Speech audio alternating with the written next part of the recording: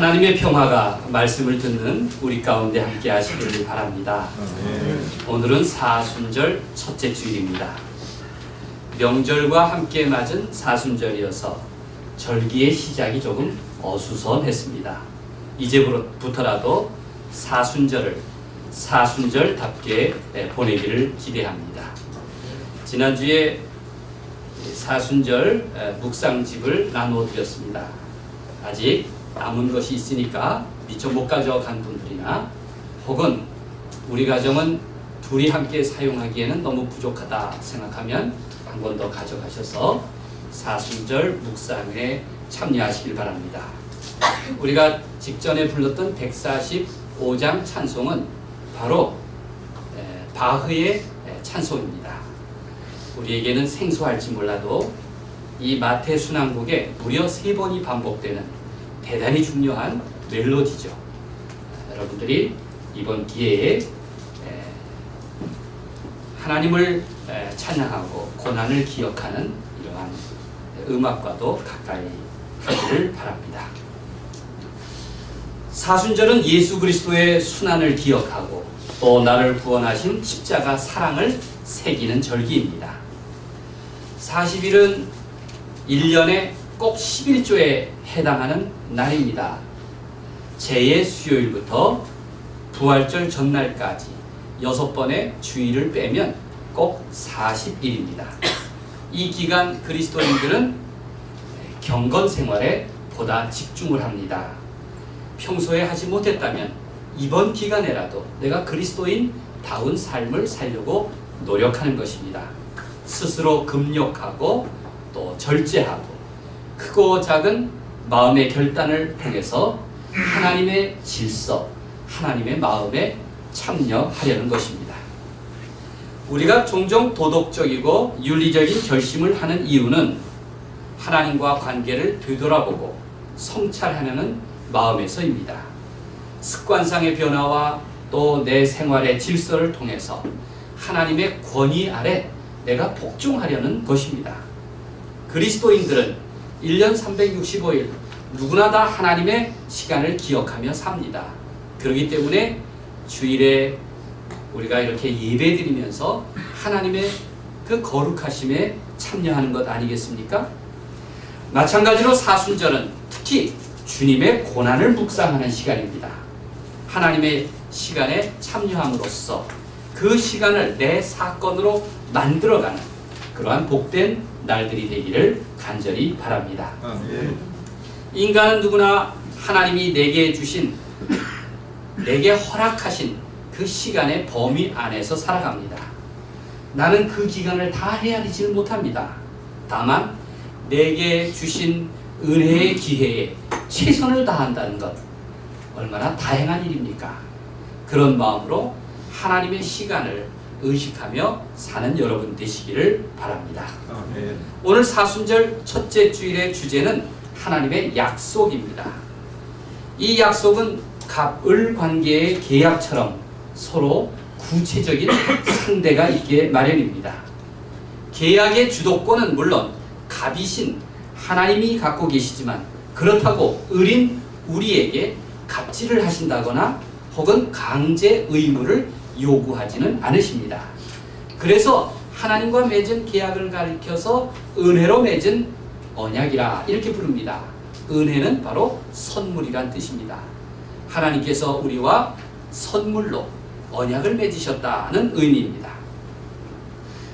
창세기 6장부터 9장까지의 큰 홍수 이후에 방주에서 나온 노아가 마른 땅을 밟은 후에 맨 처음 하나님께 번제를 드렸습니다. 번제는 감사의 제사였습니다. 그런 직후에 하나님께서 노아와 계약을 맺으신 겁니다.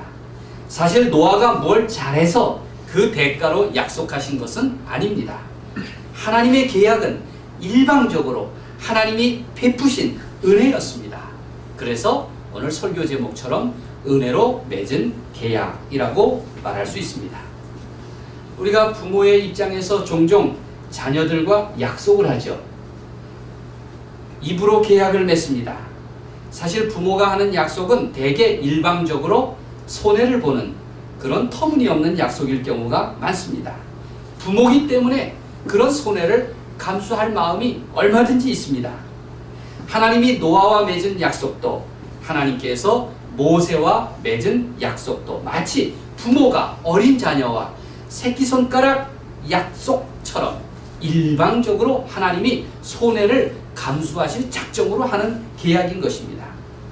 하나님이 예수 그리스도를 통해서 하신 십자가의 언약도 하나님이 일방적으로 스스로 사랑의 의무와 책임을 지신 것 아닙니까?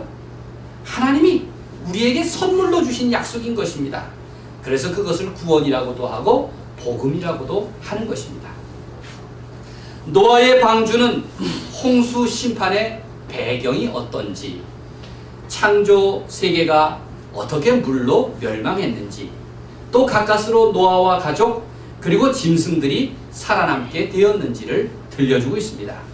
창세기의 기록자는 사실보다는 하나님의 은총을 전달하려는데 초점을 맞추고 있습니다. 그 내용이 바로 하나님의 약속, 곧 언약입니다. 하나님은 다시는 큰 물로 세상과 모든 생물을 멸하지 않으시겠다고 먼저 약속하셨습니다. 너희들이 죄를 범하고 악을 행하더라도 내가 먼저 큰 물로 너희를 멸하려고 하지는 않겠다. 이것이 바로 계약의 내용입니다. 그러니 더 이상 홍수 때문에 멸망당할 것을 두려워하지 말라고 하십니다. 11절 말씀이 그렇습니다. 같이 읽겠습니다. 내가 너희와 언약을 세우리니. 시작. 내가 너희와 언약을 세우리니 다시는 모든 생물을 홍수로 멸하지 아니할 것이라. 구약 성경에 따르면 언약에는 크게 두 종류가 있습니다. 하나는 조건적 언약이고 또 하나는 무조건적 언약입니다. 조건적 언약은 계약 서로 상호 간에 의무를 짊어지는 것이 조건적 언약입니다. 계약의 두 당사자는 서로에게 성실해야 할 의무가 전제되어 있습니다. 성경에서 조건적 언약의 대표적인 사례는 십계명입니다. 십계명은 하나님의 백성으로서 반드시 지켜야 할 내용이 담겨 있습니다. 내 하나님만 섬겨라. 안식일을 지켜라. 내 부모를 공경하라. 약속을 잘 지키면 복과 보호를 받고, 그러나 약속을 어기면 책망과 심판을 받을 것이다. 이렇듯 조건적 언약은 약속을 잘 지키지 않으면 그 계약 관계가 깨지는 것입니다. 그런데 무조건적 언약은 당사자가 지켜야 할 어떠한 조건도 없습니다. 하나님의 편에서 일방적으로 자비를 베푸시는 겁니다. 하나님께서 일방적으로 사랑의 의무를 짊어지시는 겁니다. 하나님이 노아와 맺은 언약은 무조건적 언약의 대표적인 사례입니다. 비록 첫 창조 세계는 인간의 타락과 불순종으로 파괴되었으나 이제 한 사람 노아의 순종과 믿음으로 창조 질서가 계속 이어지게 되었습니다. 하나님이 노아에게 약속하신 내용을 자세히 살펴보면 하나님은 인간과만 약속을 하신 것이 아닙니다. 자연계의 모든 짐승과도 언약을 맺으십니다. 창조 세계를 관리할 노아와 가족 후손은 물론 방주 안에 있던 모든 생물과 모든 짐승에게 약속하시는 것입니다. 참 흥미진진하죠? 9절과 10절을 함께 읽겠습니다. 내가 내 언약을 시작. 내가 내 언약을 너희와 너희 후손과 너희와 함께한 모든 생물 곧 너희와 함께한 새와 가축과 땅의 모든 생물에게 세우리니 강도에서 난 모든 것곧 땅의 모든 짐승에게니라. 그렇습니다. 하나님께서는 인간뿐만 아니라 모든 생물과도 계약을 맺으셨다는 사실은 이 언약이 창조 질서와 관련이 있다는 것을 분명히 이해할 수가 있습니다. 라틴 아메리카에 있는 나라 에콰도르는 2007년도에 헌법을 개정하면서 21세기의 새로운 가치인 평화와 생명의 가치를 구체적으로 담아내려고 했습니다. 그들은 당시 신자유주의로 대표되는 세계화의 흐름을 정면으로 거부하고 바다 거북이, 바다 도마뱀, 물개와 같은 생물의 권리를 구체적으로 헌법에 보장하는 조항을 담아냈습니다. 이번에 우리나라에서 헌법 개정 논의를 하면서 인간의 기본권을 좀 확장하자, 강화하자, 또 자연권도 담아내자, 이렇게 이야기하는 것은 지극히 현실적인 요구가 되고 있구나 하는 생각이 들었습니다. 하나님과 언약의 당사자로서 노아는 인류를 대표하고 있습니다. 노아가 누구입니까? 노아가 누구인데 그가 인류를 대표합니까? 성경은 이렇게 증언합니다. 창세기 6장 8, 9절에 보면 노아는 여호와께 은혜를 입었더라. 노아는 의인이며 당대의 완전한 자라. 그는 하나님과 동행하였으며 라고 말하고 있습니다. 노아가 인류를 대표할 수 있었던 것은 그가 의인이기 때문입니다. 여러분, 소돔과 고모라의 멸망 앞에 그곳에 의인 10사람이 있어도 내가 멸하지 않겠다 하나님 천사가 말하지 않습니까? 의인은 인류를 대표하게 마련인 것입니다. 노아의 경우를 보면은 노아는 세상이 아무리 악해도 악에 물들지 않고도 사는 사람이 있다는 것을 보여줍니다. 인간은 누구나 악과 죄와 유혹에 대해서 충동성을 지녔지만 동시에 그것을 물리칠 수 있는 능력도 있다는 것을 노아와 성경의 의인들은 우리를 일깨워줍니다. 노아를 보십시오. 인간은 그런 선한 의지를 가진 존재로 지음받았습니다.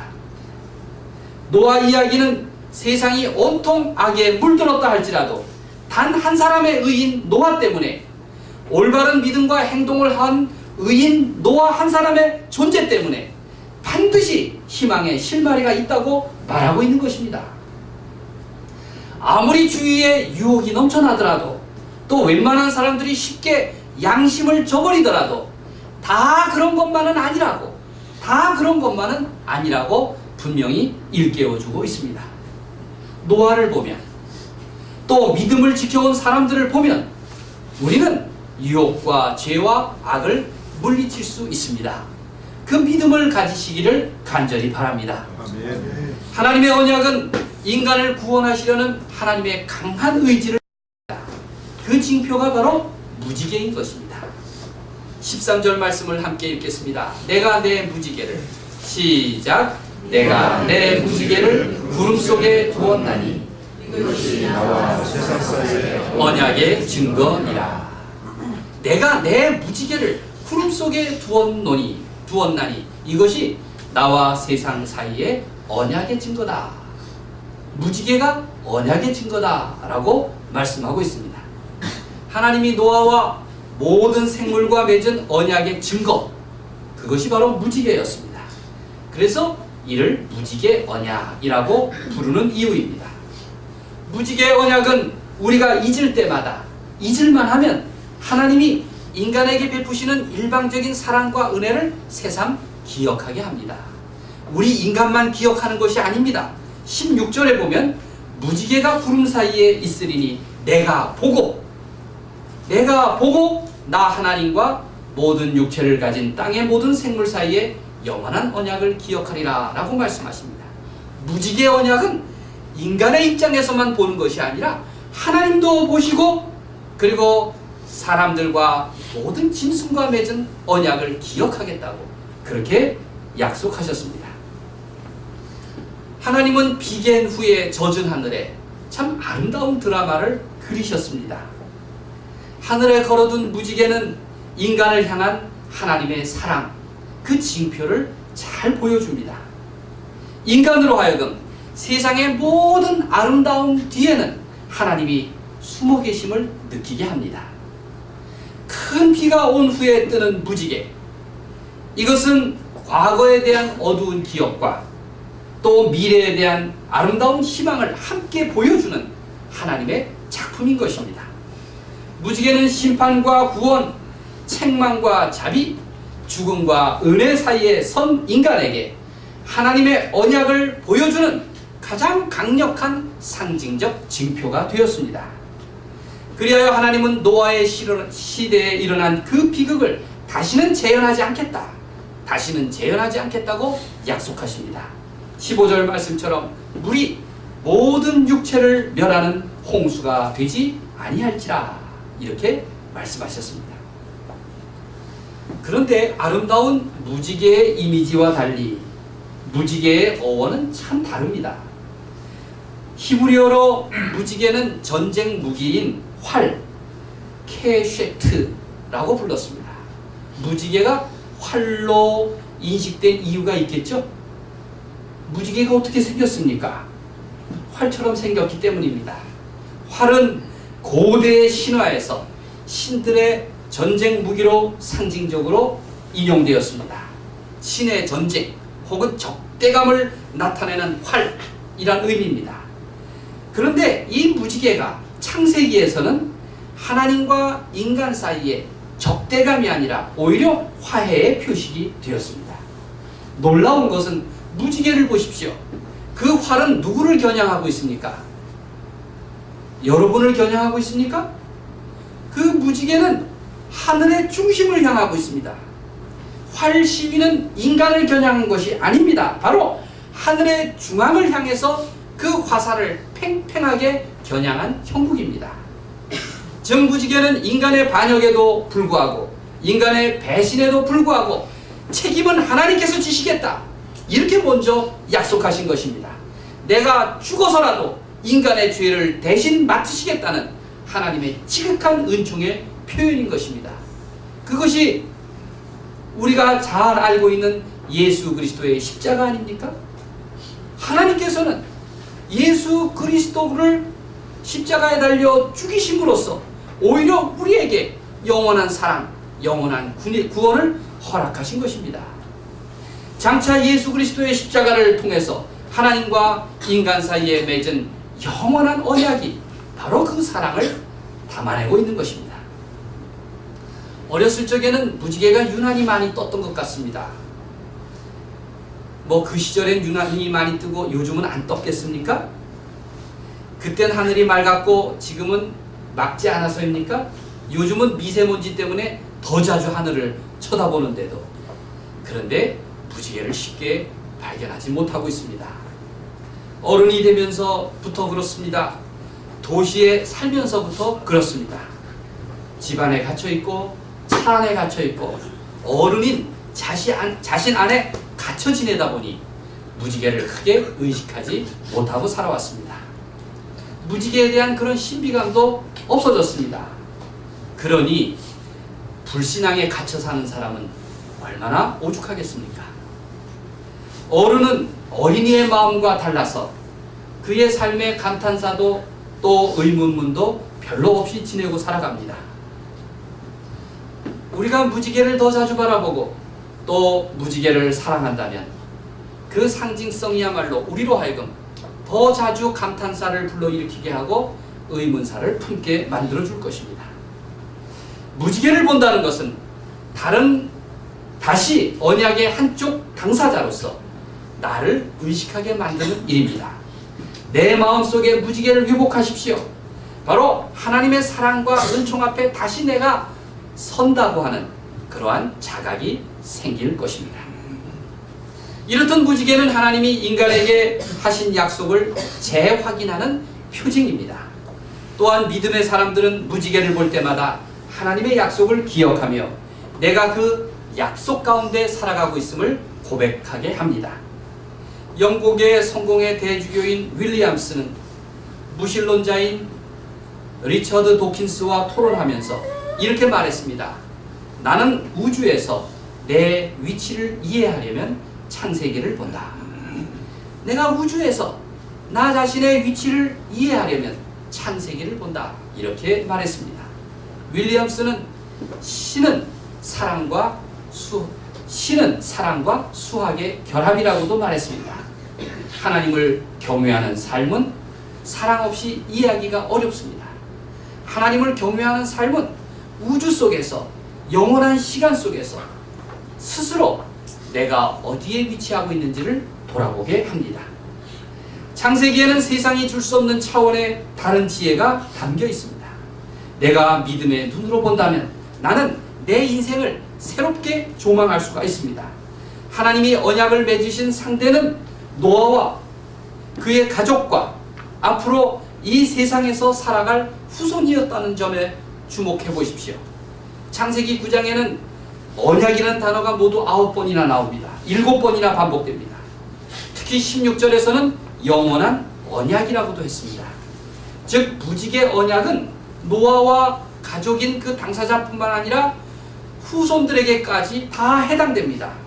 그래서 성경은 말하기를 이 무지개 언약은 미래 세대들과 맺은 약속이고 이를 대대로 영원히 세우는 언약이다. 대대로 유효한 언약이라고 강조하고 있습니다. 이 말씀에 따르면 바로 나 자신도 하나님의 언약의 소중한 파트너라고 하는 것을 우리가 이해할 수가 있습니다. 놀랍게도 제가 하나님의 언약의 상대자라니 놀랍지 않습니까? 만약 이를 믿는다면, 이를 믿는 사람이라면 자기 자신이 대단한 존재임을 실감할 것입니다. 아, 내가 참 존귀한 사람이구나. 내가 하나님의 언약의 파트너라면 정말 내가 소중한 사람이구나. 이렇게 여길 것입니다.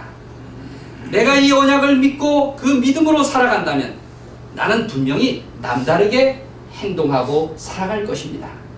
언약의 증거는 바로 하나님께서 나를 기대하고 신뢰하고 사랑한다는 증거가 되기 때문입니다. 중요한 것은 이러한 믿음입니다. 과연 나는 하나님의 언약의 파트너로서 내가 희망의 사람이 되었음을 믿고 있습니까? 제가 한번 묻겠습니다. 믿으시면 대답하십시오. 여러분은 하나님의 언약의 파트너로서 이 땅에서 희망의 사람으로 부르심을 받았음을 믿습니까? 네. 속으로만 아멘 하시는 분도 있어요. 여러분, 아멘은 크게 그냥 함성이 터지듯 그렇게 한번 크게 외치길 바랍니다. 여러분은 하나님의 언약의 파트너로서 내가 희망의 사람으로 부름받았음을 믿습니까? 아멘. 그렇습니다. 하나님께서는 우리와 일방적으로 무조건적으로 약속해 주셨습니다. 그 약속의 증거는 노아의 방주라든지 혹은 무지개라든지 야곱의 사다리라든지 혹은 예수 그리스도의 십자가라든지 많은 증거들이 있습니다. 그 모든 증거들은, 상징들은 하나님의 사랑이 얼마나 아름다운가를 우리에게 들려주고 있습니다. 하나님은 바로 나를 위해서 무조건적인 사랑의 의무를 스스로 짊어지셨습니다. 그런 하나님의 은총에 기대며 의지하는 일은 바로 신실한 하나님의 자녀로서 살아가는 모습입니다. 이 사순절기에 그런 약속을 지닌 사람답게 살아가십시오. 예수 그리스도의 제자답게 살아가십시오. 내가 바로 희망의 존재이기 때문입니다. 우리는 사순절에 하나님의 뜻에 합당하게 살도록 마음을 다잡아야 합니다. 하나님은 내게도 은혜로 약속을 주셨습니다.